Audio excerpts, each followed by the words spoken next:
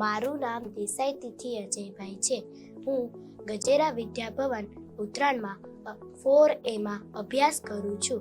તો હું આજે તમને માતૃભાષાનું મહત્વ કહીશ. મેં તારા નામનો ટહુકો અહીં છાતીમાં જ રાખ્યો છે. ભૂસાવા ક્યાં દીધો કક્કો હજી પાટીમાં જ રાખ્યો છે. મલક કઈ કેટલાય ખૂંદ્યા હજુ પણ મારો ધબકારો મેં ગુજરાતી જ રાખ્યો છે.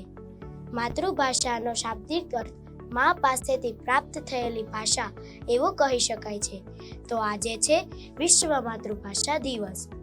ગુજરાતી ભાષામાં મહિમા કરવાનો દિવસનો હેતુ પણ આપણી માતૃભાષા છે.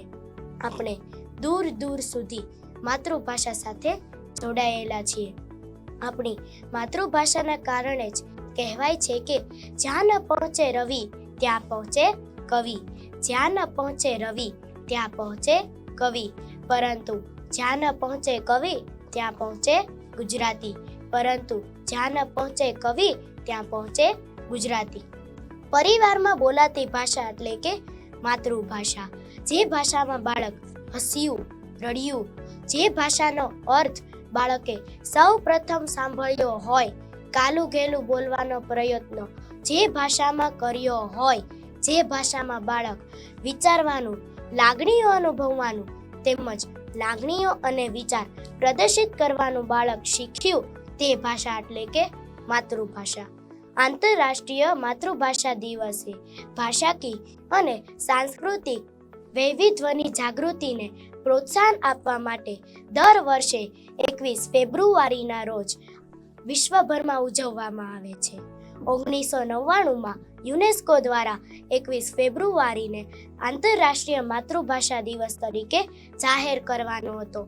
20 ફેબ્રુઆરીમાં 2000થી સમગ્ર વિશ્વમાં તેની ઉજવણી કરવામાં આવી છે.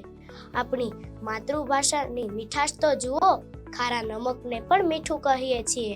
આથી જ મને એક પંક્તિ યાદ આવે છે, જન્મથી ગુજરાતીને કર્મથી ગુજરાતી, જન્મથી ગુજરાતીને કર્મથી ગુજરાતી, સાથે સાથે આ કલમકાર પણ ગુજરાતી, સાથે સાથે આ કલમકાર પણ ગુજરાતી. મીઠડી લાગે મને આ મારી ગુજરાતી, મીઠડી લાગે મને આ મારી ગુજરાતી. મારો તો રૂપ રંગ આકાર પણ ગુજરાતી, મારો તો રૂપ રંગ આકાર પણ ગુજરાતી. અસ્તુ.